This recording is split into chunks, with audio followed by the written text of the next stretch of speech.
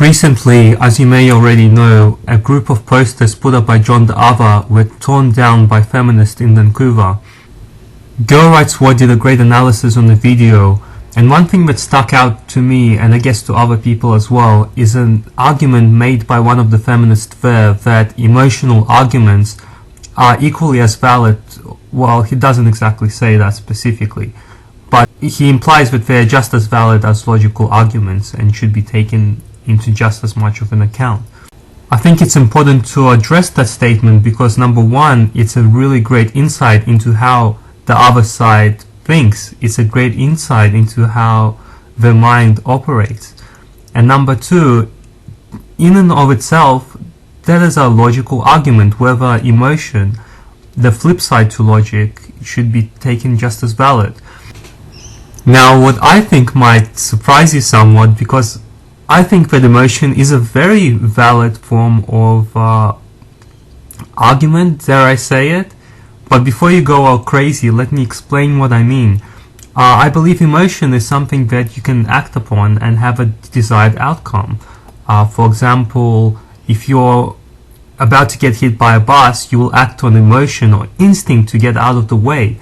There are things that are programmed into your unconscious brain, and again, people don't really have the stuff figured out yet because the human mind is so complex.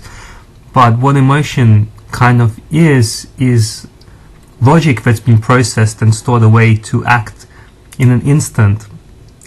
However, whether that logic is right or wrong is still unknown, and it's kind of hidden because it's not in the forefront of your mind like regular logic is.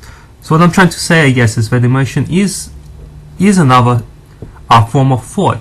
Logic is one form, and emotion is another form, and it would be silly and illogical to just dismiss it completely. There are often times when we feel something is right, but we either don't have the capacity to explain something or the equipment to explain something, but we understand that it's right and it ends up being right, like meeting a person and getting a vibe from them. And vibe could be this really obscure kind of thing, but sometimes you meet somebody and you're gonna get along with them, or that you're not gonna get along with them, and it ends up being true. And now if you took that situation and you analyzed the IQs or the body language or some other very logical process which perhaps didn't even exist years ago, you could probably analyze it down to a science where you know exactly the reasons why you're getting this emotional experience. But even without an analysis, your emotion would in the end be true.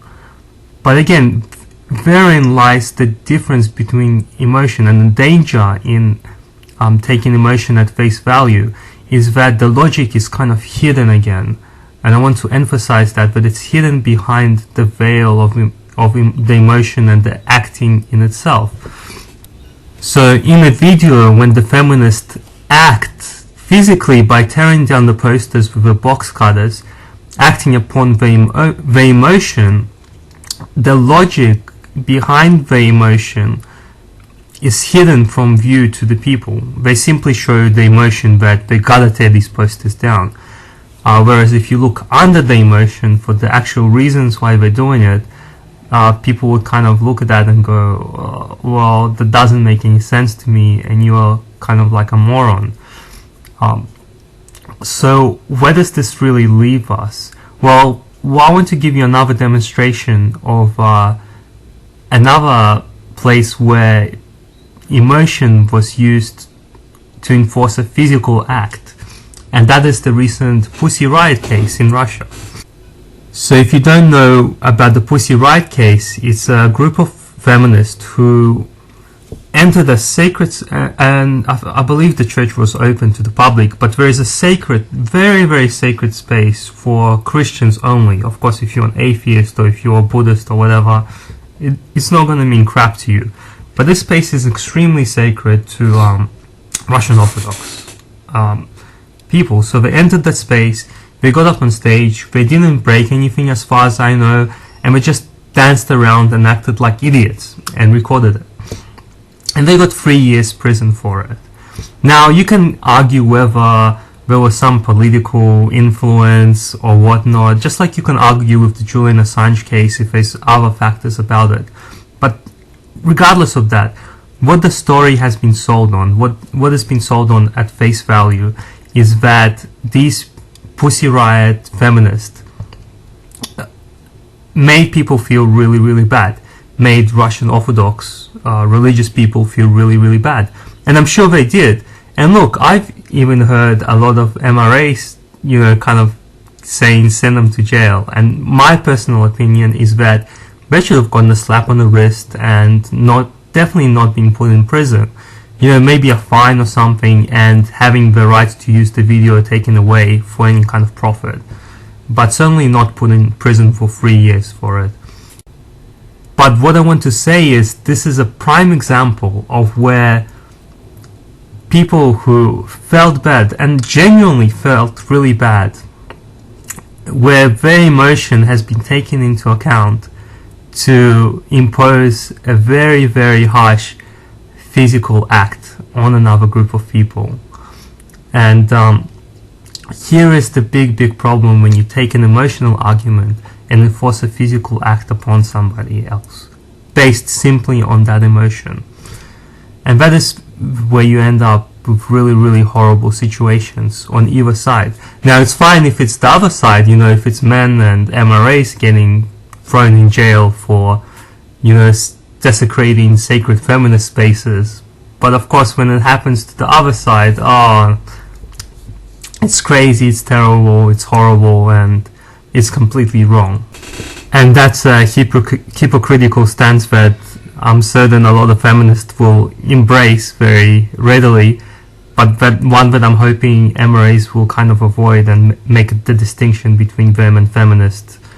That, like, as much as I hate Pussy Riot and as much as I think they're idiots and horrible people, I would not want them to go to jail for something like that.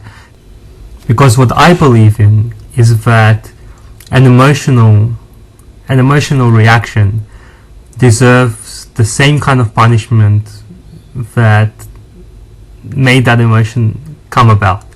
And this is really the logical solution to this whole thing. If somebody puts up posters of something that makes you feel bad, you put up posters that can make that person feel bad.